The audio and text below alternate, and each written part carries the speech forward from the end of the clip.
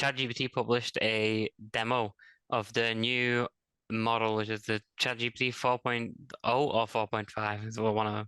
We Yeah. can never get behind the numbers. And they use a voice in it. So they announced that there's going to be 5 voices available that are going to be like AI. Some of the things they showed off are like really impressive. Like one of Yeah. them was that it had 2 people next to each other. One of them was speaking in Spanish and one of them was speaking in English, and it would have like seamless translation with like trying to make fill in the gaps. Where like with Google Translate, what normally would happen is you wouldn't get like a perfect translation because Google would be trying to find like was that the exact meaning of the word rather than like a colloquial, like a conversational way of speaking. Yeah. ChatGPT would obviously doesn't have that problem and it just covers it normally, which is like the big thing with it. That was one of the things they showed off. Then they showed off like a AI companion, so like what they'd like help you out with meetings and things like that, which already has a feature, but now it's like talking to you. Um, if you are familiar with the movie Her, from 2013, Spike Jonze. It was one of my favorite films. I really enjoy it. In it, there is an AI companion called Samantha, who is voiced by Scarlett Johansson. And the whole point behind her is that she's like a soothing voice and like builds a relationship with the man played by Joaquin Phoenix.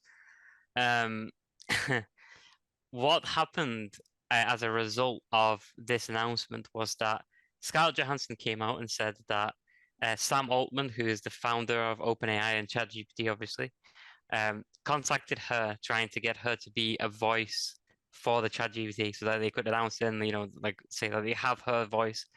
And he posted a tweet saying her, just her by itself, like the name of the movie.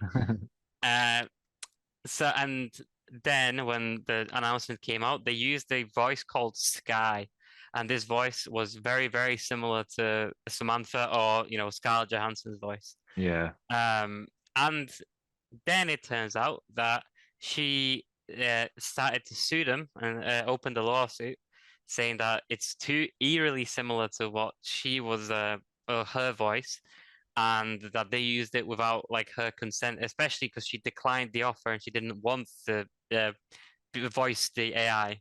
Yeah. But the actors they got, or I don't know, maybe it was Scarlett Johansson, who knows what they did.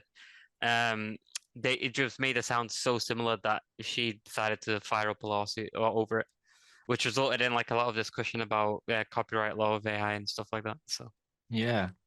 It is. It's really interesting. I think it's just really bold to approach someone, ask for permission, they say no, and then you just do it anyway. Like no, they can't deny that they've done it. Like well, he it's posted taking a it tweet down. saying her, you know what I I mean? Like know, yeah. there's there's nothing else it could mean, but I know. And they've taken it down, so they must know. Like if they were confident that it was unique or that they could prove that it was unique, then they would have left it up.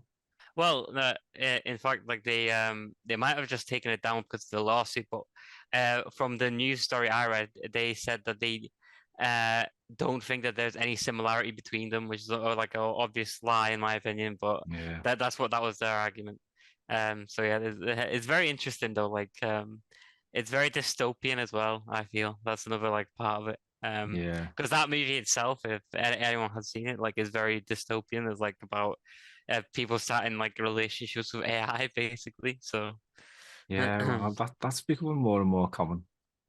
Like mhm. thousands of people, like these AI women have got like thousands of boyfriends. I've heard these sorts of websites and platforms that's being used for. It's just like so like broad and like what they can do with it now, and there is just no handle on regulating it.